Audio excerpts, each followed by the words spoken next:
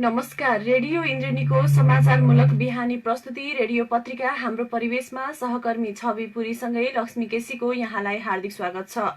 इन्द्रेणी FM 92.4 मेगाहर्जबाट उत्पादन तथा प्रसारण भइरहेको हाम्रो परिवेशमा हामी विभिन्न समाचारहरूका साथ उपस्थित भएका छौं।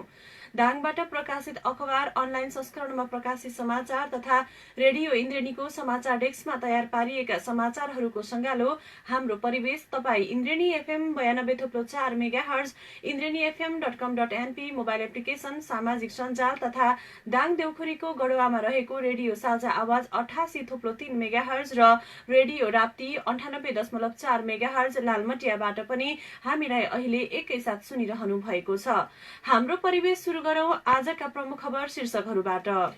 दाङको राप्ती स्वास्थ्य विज्ञान प्रतिष्ठानलाई केन्द्र र प्रदेश सरकारको पूर्ण सहयोग रहने प्रतिबद्धता, शैक्षिक कार्यक्रम तथा थप स्वास्थ्य सेवा विस्तारमा अघि बढ्न स्वास्थ्य मन्त्री ढकालको अपील।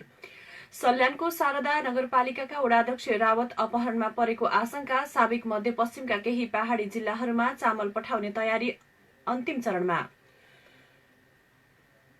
रेबिज विरुद्धको खोप अभियान अन्तर्गत 86वटा घरपालुवालाई खोप, 10 लक्षित 5 दर्जन सहुलियत मूल्यका पसल सञ्चालनको तयारी।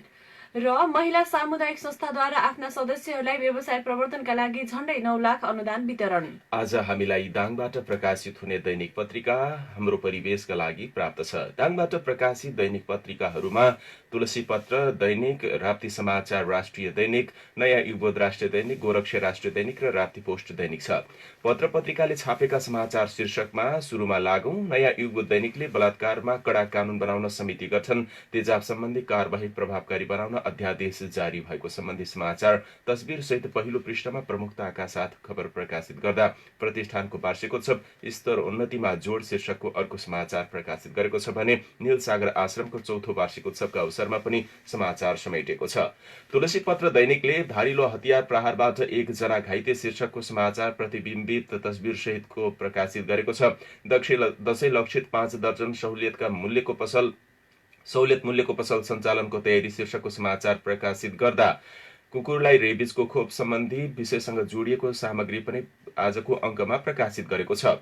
प्रतिष्ठानको दोस्रो वार्षिकोत्सव, संगीता आज खुसी छिन् शीर्षकको राप्ती स्वास्थ्य विज्ञान प्रतिष्ठानको दोस्रो वार्षिकोत्सवका सन्दर्भमा तयार पारेको सामग्री सहितको विशेष सन्दर्भमा आजको गोरक्ष दैनिकले खबर प्रकाशित गरेको छ भने राप्ती स्वास्थ्य विज्ञान प्रतिष्ठान तेस्रो वर्षमा प्रवेश गरेको गुणस्तरीय स्वास्थ्य र दक्ष जनशक्ति उत्पादनमा जोड शीर्षकको प्रतिष्ठानकै अर्को समाचार गणतन्त्र दैनिकले पनि समेटेको छ।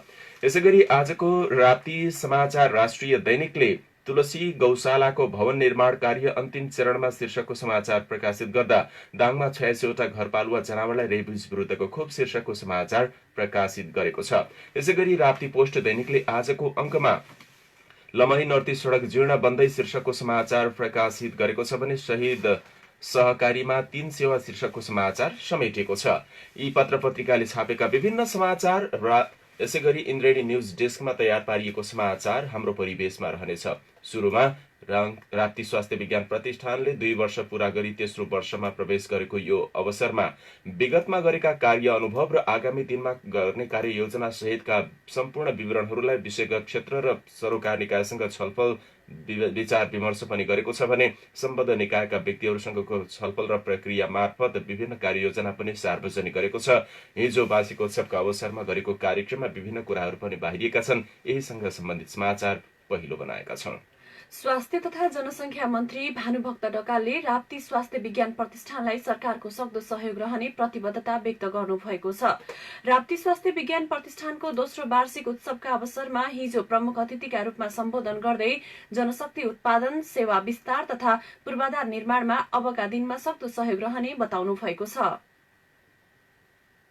देशमा रहेका 6वटा प्रतिष्ठानहरूमध्ये महिलाले नेतृत्व गर्नुभएको प्रतिष्ठान राप्ती स्वास्थ्य विज्ञान प्रतिष्ठान मात्रै हो। मलाई लाग्छ यो अहिलेको भिसी साहबले गर्नुभएको नेतृत्व एकदमै प्रभावकारी छ भन्ने मेरो विश्वास कि यो कोरोनाको बेला राप्ती स्वास्थ्य विज्ञान प्रतिष्ठानले जुन तत्परताका साथ आफ्नो भूमिकालाई अदा गरेको छ। अभावहरूको बीचमा पनि समस्या समाधान गर्नका लागि जुन इच्छा शक्तिका साथ पहल कदमी लिएको छ त्यो प्रति मन्त्रालयको तर्फबाट एज ए मन्त्रीको हिसाबले म राप्ती स्वास्थ्य विज्ञान प्रतिष्ठानको नेतृत्व र स्वास्थ्य विज्ञान प्रतिष्ठानका सम्पूर्ण परिवारहरूप्रति हार्दिक आभार पनि व्यक्त गर्न चाहन्छु। जहाँसम्म काम गर्दा आलोचना हुने कुरा र आलोचनाबाट मुक्त हुने खालको विषय सोचियो भने मलाई लाग्छ त्यसले जीवनमा सफलताको मुख हेर्न पाउँदैन भन्ने मलाई लाग्छ। राप्ती स्वास्थ्य विज्ञान प्रतिष्ठानको नेतृत्वले पनि आफूलाई खार्दै र माझ्दै अगाडि बढाएको छ भन्ने मैले विश्वास लिएको छु र राप्ती स्वास्थ्य विज्ञान प्रतिष्ठानलाई अझ स्तर उन्नति र सहज ढङ्गले अगाडि बढ्नको निम्ति नेपाल सरकारको तर्फबाट सहयोग गर्नुपर्ने आर्थिक विधाहरूको बारेमा पनि सरकार रचनात्मक ढङ्गले राप्ती स्वास्थ्य विज्ञान प्रतिष्ठान प्रति सहयोगी रहनेछ भन्ने विश्वास पनि म व्यक्त गर्न चाहन्छु। यस्तै स्वास्थ्य मन्त्री ढकालले छोटो अवधिमा पनि धेरै काम गर्न प्रतिष्ठान सफल भएको चर्चा गर्दै उपकुलपति डाक्टर भण्डारीको प्रशंसा समेत गर्नुभयो। मन्त्री ढकालले कोभिड-19 को विश्वव्यापी संक्रमण व्यवस्थापन र स्वास्थ्य उपचार तथा पीसीआर परीक्षणमा राप्ती स्वास्थ्य विज्ञान प्रतिष्ठानले खेलेको भूमिकाको पनि उच्च प्रशंसा गर्नुभयो। स्वास्थ्य विज्ञान प्रतिष्ठानहरूको स्थापनाले दक्ष जनशक्तिको उत्पादन गर्ने, एकाडेमिक क्षेत्र विस्तार गर्ने र उत्पादित गरेका जनशक्तिहरूले जनताको सेवामा लाग्ने खालको वातावरण बनाउँदै हामीले देशको सम्पूर्ण नागरिकहरूको स्वास्थ्य शिक्षाको जिम्मेवारी पूरा गर्ने क्रममा यी संस्थाहरूको महत्त्वपूर्ण भूमिका रहने नै छ।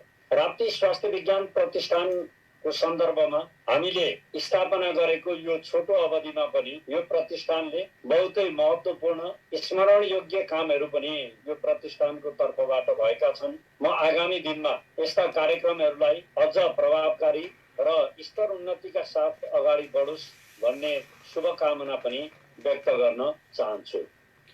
यस्तै प्रदेश 5 का सामाजिक विकास मन्त्री सुदर्शन बरालले राप्ती स्वास्थ्य विज्ञान प्रतिष्ठान दाङको मात्र नभई सिङ्गो प्रदेश 5 र अन्य प्रदेशको अमूल्य गहना रहेको बताउनु भएको छ।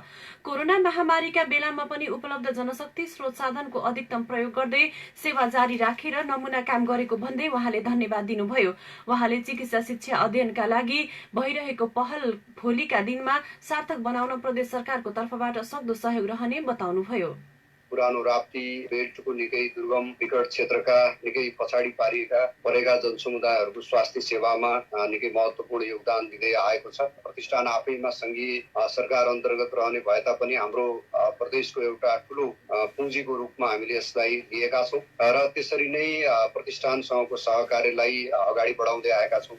विगतका दिनहरूमा र हालको कोभिड-19 को विशेष सङ्कटकालीन अवस्थामा समेत प्रतिष्ठानले महत्त्वपूर्ण योगदान दिँदै आएको छ र त्यसका लागि प्रदेश सरकारको तर्फबाट सहकार्य समन्वय हामी गर्दै आएका छौँ। प्रतिष्ठानले प्रवाह गर्नुपर्ने शैक्षिक एकाडेमिक सर्भिस जुन हो त्यसका लागि अझै धेरै मेहनत गर्नुपर्ने बाँकी छ, जसका लागि राप्ती क्षेत्रका जनसमुदायहरूले लामो समयदेखि प्रतीक्षा गर्नु भएको छ भन्ने मलाई लाग्छ। हामीले एमबीबीएस वा एमडी सम्मको चिकित्सा शास्त्र अध्ययनलाई अगाडि बढाउन सक्यौँ भने यस क्षेत्रका जनसमुदायहरू धेरै लाभान्वित हुनुहुनेछ र प्रतिष्ठानले गरेका सेवाहरूका लागि सहयोग समन्वय गर्दै आगामी दिनमा पनि प्रतिष्ठानको सशक्तिकरणका लागि प्रवाह गर्ने सेवा सुदृढीकरणका लागि प्रदेश सरकार सदैव सहकार्य गर्न प्रतिष्ठानसँग सहकार्य गर्दै अगाडि बढ्न तयार रहनेछ, गरिरहनेछ। प्रतिष्ठानकी उपकुलपति प्राध्यापक डाक्टर संगीता भण्डारीको अध्यक्षतामा भएको दोस्रो वार्षिक उत्सवको अवसरमा नागरिक समाज दाङका संयोजक चन्द्रराज पन्तले अहिलेको असहज परिस्थितिमा पनि प्रतिष्ठानले उच्च मनोबलका साथ सीमित स्रोत साधनबाट उल्लेख्य काम गरेको बताउनुभयो। जिल्लावासीको सेवामा अनवरत सेवा प्रदान गर्दै अघि बढेको प्रतिष्ठानले भोलिका दिनमा अझ थप सेवा विस्तार गरी सबैको साझा संस्था बनेर अघि बढ्न उहाँले अनुरोध गर्नुभयो। यस्तै प्रतिष्ठानका दिन वसन्त लामी छानेले प्रतिष्ठानमा आगामी चैत्र महिनादेखि बीएससी नर्सिङको पढाइ सुरु हुने जानकारी गराउनुभयो। साथै सकेसम्म आईएससी नर्सिङ कक्षा पनि चैतदेखि नै थाल्ने तयारी पनि प्रतिष्ठानले गरेको उहाँको भनाइ छ। प्रतिष्ठानको हैसियतले शैक्षिक कार्यक्रमका लागि आगामी शैक्षिक सत्रसम्म बीएससी नर्सिङ लगायत ब्याचलर इन मिडवाइफरी कार्यक्रम सञ्चालन गर्ने जमर्को गरेका छौँ र सोका लागि आवश्यक गृह कार्य भइरहेको अवगत गराउँदछु। आजको दिनसम्म प्रतिष्ठानको उपलब्धिका लागि सदैव सहयोग र सहानुभूति राख्ने सम्पूर्ण नेपाल सरकारका निकायहरू, यहाँका स्थानीय सङ्घ संस्था व्यक्तित्वहरूलाई आभार व्यक्त गर्दछौँ। त्यसैगरी उपकुलपति भण्डारीले एमबीबीएस कक्षा सञ्चालनका लागि पनि प्रतिष्ठान अघि बढिरहेको भन्दै जग्गा प्राप्ति लगायत पूर्वाधार निर्माण तथा बजेट व्यवस्थापनमा राज्यले सहयोग गरेमा निकट भविष्यमै 300 बेडको अस्पताल बनाएर शैक्षिक कार्यक्रम अन्तर्गत एमबीबीएस र एमडी कक्षा समेत सञ्चालन गर्ने बताउनुभयो। प्रतिष्ठान दाङवासीको साझा सम्पत्ति भएकाले जिल्लावासीको साथ सहयोग र हौसलाको यसको उचाइ अझ माथि पुग्ने उहाँले विश्वास व्यक्त गर्नुभयो। इन्द्रेणी न्यूज डेस्कमा खबर रहेको छ। राप्ती स्वास्थ्य विज्ञान प्रतिष्ठान 2074 सालमा केन्द्र सरकार मातहत रहने गरी सञ्चालनमा आए पनि सुरुवाती दिनहरूमा विभिन्न आन्तरिक कलह, व्यवस्थापन र नेतृत्वको कमी कमजोरी लगायतका विविध पक्षहरूका कारण किचोलोमा पर्दै आएको थियो। तर पछिल्लो समय समन्वयकारी भूमिका निर्वाह गर्दै विषम परिस्थितिमा पनि सहज सेवा उपलब्ध गराउँदै निरन्तर सेवा प्रवाहमा कटिबद्ध रहँदा वातावरण केही सहज बन्दै गएको देखिएको छ। यसमा केन्द्र र प्रदेश सरकारले पनि आफ्नो दृष्टि केन्द्रित गरेको छ। आगामी दिनमा अझ सहज परिस्थिति बनाएर दाङवासीको स्वास्थ्य सेवा जस्तो अति महत्वपूर्ण क्षेत्रमा निरन्तर सेवा प्रवाह गर्न र स्तरीय सेवा प्रदान गर्न सबैको साथ सहयोग रहन सकोस्। यसैबीच नीलसागर आश्रमको 4थो वार्षिकोत्सव पनि मनाइएको छ। सडकमा अलपत्र पारिएका नागरिकको उद्धार, उपचार र पुनर्स्थापना गर्दै आएको नीलसागर सेवा आश्रमले 4थो वार्षिकोत्सव मनाएको हो। सेवा आश्रम नेपालगञ्जमा 4थो वार्षिकोत्सव एक समारोहका बीच मनाइएको छ। वार्षिकोत्सवको उद्घाटन गर्दै बाँके एकका प्रतिनिधि सभा सदस्य महेश्वर गहतराजले सामाजिक रूपान्तरणका लागि जनक्रान्ति र मनोक्रान्तिको फ्युजन जरुरी रहेको बताउनुभयो। जनक्रान्तिबाट देशमा गणतन्त्र आएको स्पष्ट पार्दै उहाँले अब यो गणतन्त्रलाई जनताको गणतन्त्र बनाउन हरेक नागरिकको मनभित्र क्रान्ति हुनु जरुरी रहेको टिप्पणी गर्नुभएको छ। यसैगरी संसारका ठूला मान्छे जति सबै सडकबाट आएको उल्लेख गर्दै उहाँले आजका युवा पुस्ताले नीलसागरको अभियानबाट पाठ सिक्नुपर्ने बताउनु भएको छ। नेकपा केन्द्रीय सदस्य समेत रहनुभएका गहतराजले अहिलेको पुस्ता तनाव बेहोर्न र जोखिम मोल्न चाहँदैन, तर जोखिम नमोलेर नयाँ काम हुँदैन, यो आजको पुस्ताले सिक्नै पर्दछ। आश्रमका संस्थापक अध्यक्ष सरिता नीलसागर खनालको अध्यक्षतामा भएको कार्यक्रममा बाँके प्रहरी प्रमुख ओम राणा लगायतले सम्बोधन गर्नुभएको थियो भने आश्रमलाई सहयोग गर्ने विभिन्न व्यक्तिहरूलाई सम्मान समेत गरिएको थियो। नयाँ युग दैनिकमा खबर छ। रेबिज अन्त्यका लागि सहकार्य र खोप भन्ने नाराका साथ सोमबार विश्व रेबिज विरुद्धको दिवस दाङ सहित देशभर विभिन्न कार्यक्रम गरी मनाइएको छ। दिवसका अवसरमा घोराहीमा कुकुर र बिरालोलाई रेबिज विरुद्धको खोप लगाइएको छ। भेटेनरी अस्पताल तथा पशु सेवा विज्ञ केन्द्र घोराही दाङको आयोजनामा घोराहीमा 85 वटा कुकुर र 1 बिरालोलाई खोप लगाइएको छ। रेबिज रोग लागेका कुकुर, बिरालो, स्याल लगायतका पशुको टोकाइबाट मानिस र अन्य स्तनधारी प्राणीमा सर्ने प्राणघातक रोग भएका कारण दिवसका अवसर पारी कुकुर र बिरालोलाई खोप लगाइएको हो। केन्द्रका प्रमुख डाक्टर वेदबहादुर केसीको अध्यक्षता एवं 5 नम्बर प्रदेश सभा सदस्य अमर बहादुर डाङ्गीको प्रमुख आतिथ्यतामा कार्यक्रम भएको हो। सोही अवसरमा बोल्दै सांसद डाङ्गीले रेबिज उन्मूलन गर्न खोप र जनचेतना नै महत्वपूर्ण रहेको बताउनु भएको छ। रेबिज रोगबाट बच्ने उपाय बारे सचेतना फैलाउने उद्देश्यले हरेक वर्षको सेप्टेम्बर 28 तारिखमा दिवस मनाउने गरिन्छ। पहिलो पटक खोपको विकास गर्ने वैज्ञानिक लुइस पास्चरको निधन भएको दिन सेप्टेम्बर 28 लाई स्मरण गर्दै हरेक वर्ष रेबिज विरुद्धको दिवस मनाउने गरिएको छ। दाङमा 86 वटा घरपालुवा जनावरलाई रेबिज विरुद्धको खोप राप्ती समाचार दैनिकमा खबर छ। सल्यानको शारदा नगरपालिका वडा नम्बर 13 का वडाध्यक्ष तुलसीराम रावत अपहरणमा परेको परिवारले आशंका गरेका छन्। सल्यानका प्रहरी प्रमुख डीएसपी गोविन्द थापाले रावतका परिवार वडाध्यक्ष रावत अपहरणमा परेको आशंका सहित हिजो दिउँसो जिल्ला प्रहरी कार्यालयमा आई निवेदन दिएको जानकारी गराउनुभयो। उहाँले आफूले परिवारका सदस्यसँग बृहत छलफल गरिरहेको र अनुसन्धान जारी राखेको जानकारी गराउनु भएको छ। आइतबारदेखि घर नगएको र परिवारका सदस्यसँग सम्पर्क भने निरन्तर भएको बताइएको छ। यद्यपि वडाध्यक्ष रावत कहाँ कुन अवस्थामा हुनुहुन्छ भन्ने यकिन भने हुन सकिरहेको छैन। हिजो फोन गरेर आफ्नो खातामा 20,000 रुपियाँ राखिदिन आग्रह गरेको प्रहरीलाई परिवारले जानकारी गराएको इन्द्रेणी न्यूज डेस्कमा समाचार छ। महिला सामुदायिक लघु वित्तीय संस्था लिमिटेडले आफ्ना सदस्यहरूलाई व्यवसाय प्रवर्तनका लागि अनुदान वितरण गरेको छ। घोराही र नारायणपुर शाखा अन्तर्गतका सदस्यहरूलाई सोमबार घोराहीमा कार्यक्रम गरी व्यवसायका लागि आवश्यक सामग्री तथा नगद अनुदान वितरण गरेको हो। संस्थामा आबद्ध 40 जना सदस्यहरूलाई सामूहिक वा व्यक्तिगत रूपमा व्यवसाय प्रवर्तनका लागि अनुदान रकम प्रदान गरिएको छ। कृषि एवं पशुपालन साना उद्यमहरूका लागि आवश्यक सामग्रीहरू एवं 8,79,000 को अनुदान रकम वितरण गरिएको थियो। 4 वटा मिनी ट्र्याक्टर, 3 वटा बोयर बोका, 8 वटा स्प्रे र मल्पिङ, 2 वटा फ्रिज, 1 वटा एक थान सिलाइ मेसिन, एक थान मोटर र एक थान ठेला एवं सदस्यको आवश्यकता अनुसार नगद अनुदान सहयोग गरिएको छ। किसानलाई मिनी टेलरदेखि बोयर बोकासम्म गोरक्ष दैनिकमा खबर छ। तेजाब तथा अन्य घातक रासायनिक पदार्थ नियमन अध्यादेश 2077 जारी भएको छ। एसिड आक्रमण गर्नेमाथि कडा कारबाहीको व्यवस्थासहित सरकारले ल्याएको सो अध्यादेश राष्ट्रपति विद्यादेवी भण्डारीले हिजो जारी गर्नुभएको हो। नेपालको संविधानको धारा 114 को उपधारा 1 अनुसार राष्ट्रपति भण्डारीले अध्यादेश जारी गर्नुभएको छ। सरकारले अध्यादेश मार्फत कानून संशोधन गरी एसिड आक्रमण गर्नेमाथि 20 वर्षसम्म कैद र 10 लाख रुपैयाँसम्मको जरिवानाको व्यवस्था गरेको छ। गएको बिहिबार बसेको मन्त्री परिषद बैठकले एसिड आक्रमण गर्नेमाथि सजाय बढाउने गरी अध्यादेश ल्याएको थियो। अध्यादेशमा आँखा, कान, मुख, छाती, यौनाङ्गमा एसिड लागे 20 वर्ष कैद र 10 लाख रुपैयाँ जरिवाना हुने व्यवस्था स्पष्ट उल्लेख गरिएको छ। यस्तै शरीरको कुनै अङ्ग भङ्ग वा शारीरिक क्षति भए कसुरको प्रकृति अनुसार 5 वर्षदेखि 10 वर्षसम्म कैद र 1 लाखदेखि 5 लाखसम्म जरिवाना हुने भएको छ। यस्तै सरकारले पीडितको निःशुल्क उपचार, रोजगारीको व्यवस्था, शिक्षा दीक्षा लगायतका प्रबन्धमा आफ्नो सक्रियता देखाउने उल्लेख गरेको छ। दशैं लक्षित 5 दर्जन सहुलियत मूल्यको पसल शीर्षकमा आजको तुलसी पत्र राष्ट्रिय दैनिकले खबर प्रकाशित गरेको छ। बजारको महँगी नियन्त्रण गर्न सरकारले दशैं लक्षित सहुलियत मूल्यको पसल असोज 15 गते बिहिबारबाट सञ्चालनमा ल्याउने भएको छ। सोमबार बसेको सञ्चालक समिति बैठकले असोज 15 देखि मङ्सिर 6 गतेसम्म देशैभर 60 वटा सहुलियत मूल्यको पसल सञ्चालन गर्ने निर्णय गरेको खाद्य व्यवस्था तथा व्यापार कम्पनीले जनाएको छ।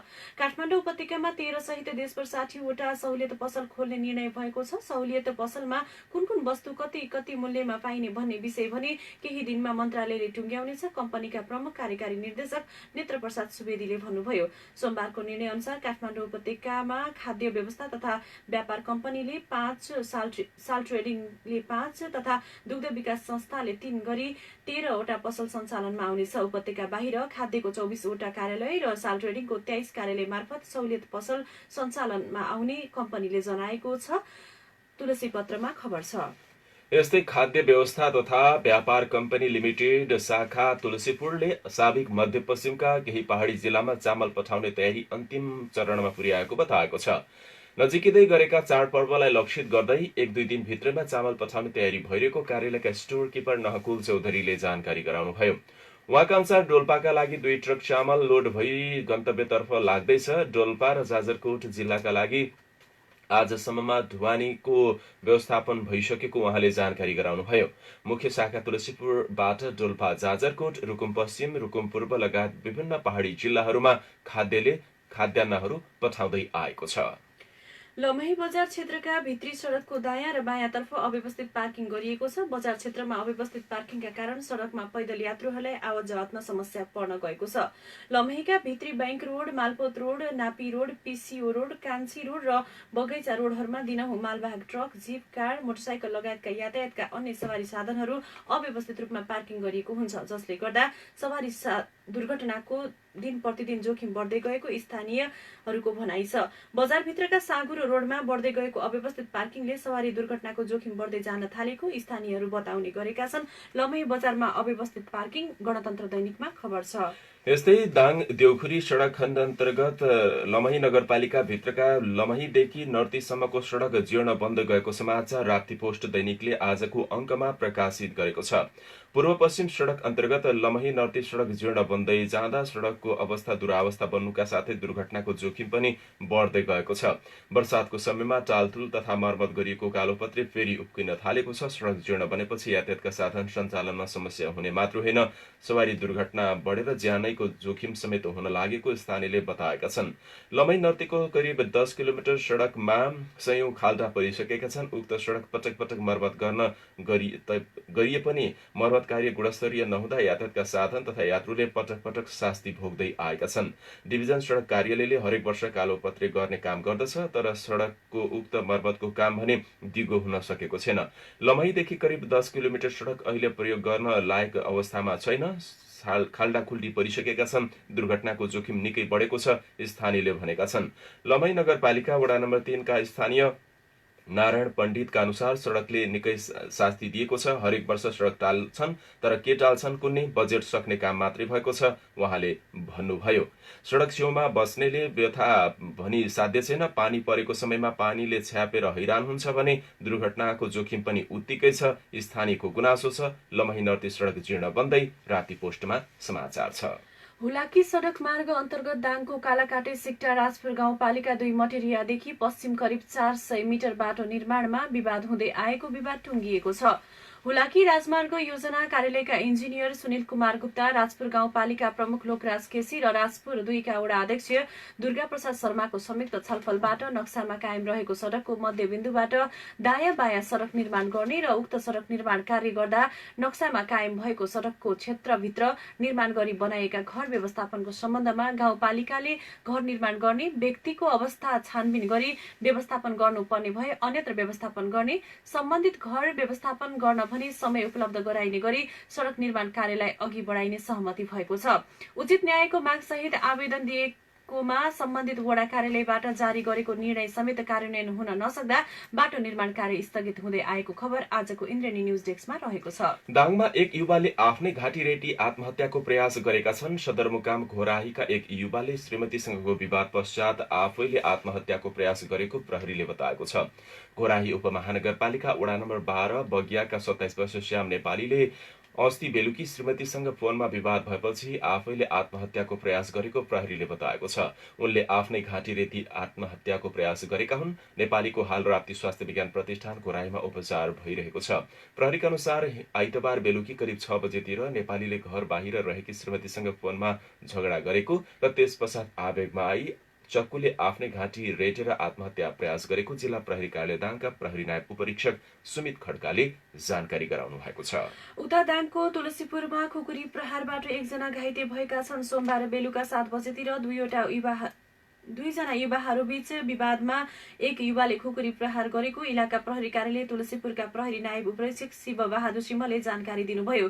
तुलसीपुर 7 भुइरथान निवासी 19 वर्षीय वर्षात ओलीलाई तुलसीपुर 9 बेलुवा बस्ने 24 वर्षका विश्व पुन मगरले धारिलो हतियार प्रयोग गरी घाइते बनाएको सिंहले बताउनुभयो। खुकुरी प्रहारबाट ओलीको दाहिने कुममा चोट लागेको उहाँले बताउनुभयो।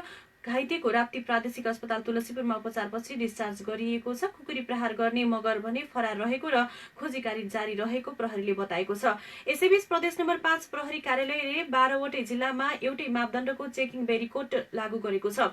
प्रदेश प्रहरी कार्यालय तुलसीपुरले सोमबार तुलसीपुरमा एक कार्यक्रमको आयोजना गरी ट्राफिक र प्रहरीले आकस्मिक र नियमित चेक जाँचलाई थप व्यवस्था गर्न एउटै मापदण्ड र एउटै साइजका बेरिकेडहरू सबै जिल्लाहरूमा लागू गरिएको जानकारी गराएको छ। कार्यक्रममा 5 नम्बर प्रदेश प्रहरी कार्यालय तुलसीपुरका प्रवक्ता एवं वरिष्ठ प्रहरी उपरीक्षक राजकुमार वैद्यवारले प्रहरी चेक जाँचका क्रममा नागरिकहरूलाई शास्ति नहोस् भन्ने उद्देश्यले एउटै किसिमको बेरिकोड सडकमा राखिएको बताउनुभयो। तुलसी पत्रमा खबर छ। अब कोरोना सम्बन्धी समाचार। दाङका एकजना सहित हिजो देशभर गरिएको स्वाब परीक्षणमा 1000 भन्दा बढीमा संक्रमण देखिएको छ। दाङका 100 देशभर कोरोना भाइरसका संक्रमित थपिनेमा 1351 रहेका छन्। स्वास्थ्य तथा जनसंख्या मन्त्रालयका प्रवक्ता डाक्टर जागेश्वर गौतमले पछिल्लो 24 घण्टाको अध्यावधि गर्दा 1351 नयाँ संक्रमित थपिएको जानकारी गराउनुभयो। दाङको तुलसीपुर उपमहानगरपालिका वडा नम्बर 5 का 34 वर्षीय पुरुषमा कोरोना संक्रमण पुष्टि भएको पनि तुलसीपुर उपमहानगरपालिकाका कोरोना फोकल पर्सन विमल केसीले जानकारी गराउनुभयो। यस्तै देशभर अहिले सक्रिय संक्रमितको संख्या भने 19,624 छ। अहिलेसम्म कुल कोरोना संक्रमितको संख्या 74,745 पुग्दा अहिलेसम्म उपचारपछि निको भई घर फर्किनेको संख्या 54,000 नागेको छ। 54,640 जना डिस्चार्ज हुँदा सक्रिय संक्रमितहरू 8,695 जना संस्थागत आइसोलेसनमा र 10,929 जना होम आइसोलेसनमा उपचाररत छन्। यस्तै पछिल्लो 24 घण्टामा थप 4 जना संक्रमितको मृत्यु भएको छ। कोरोनाबाट ज्यान गुमाउनेको संख्या नेपालमा 481 पुगेको छ। एकातिर कोरोनाको कहर, अर्कोतिर गरिबी र अशिक्षाका कारण प्रदेश नम्बर 5 मा बितेको 24 घण्टामा विभिन्न घटनाबाट 12 जनाले ज्यान गुमाएका छन्। प्रदेशमा विगत 24 घण्टामा झुन्डिएर 4, बेवारिसी अवस्थामा सब फेला परेका 4, करेन्ट लागेर 2 जना, 20 सेवन र पानीमा डुबेर एक जना गरी 12 जनाको ज्यान गएको 5 नम्बर प्रदेश प्रहरी कार्यालयले जनाएको खबर आजको नयाँ युग दैनिकमा प्रकाशित छ। यिनै विविध समाचारहरूका साथ हामी हाम्रो परिवेशको अन्त्यतिर आइपुगेका छौं। अब जाँदा जाँदै प्रमुख समाचार शीर्षकहरू फेरि एकपटक। दाङको राप्ती स्वास्थ्य विज्ञान प्रतिष्ठानलाई केन्द्र र प्रदेश सरकारको पूर्ण सहयोग रहने प्रतिबद्धता, शैक्षिक कार्यक्रम तथा थप स्वास्थ्य सेवा विस्तारमा अघि बढ्न स्वास्थ्य मन्त्री ढकालको अपील। साबिक मध्यपश्चिमका केही पहाडी जिल्लाहरूमा चामल पठाउने अन्तिम तयारी पूरा, दशैं लक्षित 5 दर्जन सहुलियत मूल्यका पसल सञ्चालनको तयारी। सल्यानको शारदा नगरपालिकाका एक वडाध्यक्ष रावत अपहरणमा परेको आशंका, रेबिज विरुद्धको खोप अभियान अन्तर्गत 86वटा घरपालुवालाई खोप। र महिला सामुदायिक संस्थाद्वारा आफ्ना सदस्यहरूलाई व्यवसाय प्रवर्धनका लागि झण्डै 9 लाख अनुदान वितरण। हवस् त अहिलेलाई हाम्रो परिवेशको समय सकियो। हामीलाई सुनेर साथ दिनुहुने यहाँहरू सबै श्रोतालाई धेरै धन्यवाद। सहकर्मी लक्ष्मी केसी अनि म छवि पुरी आज्ञा माग्छौं। नमस्कार।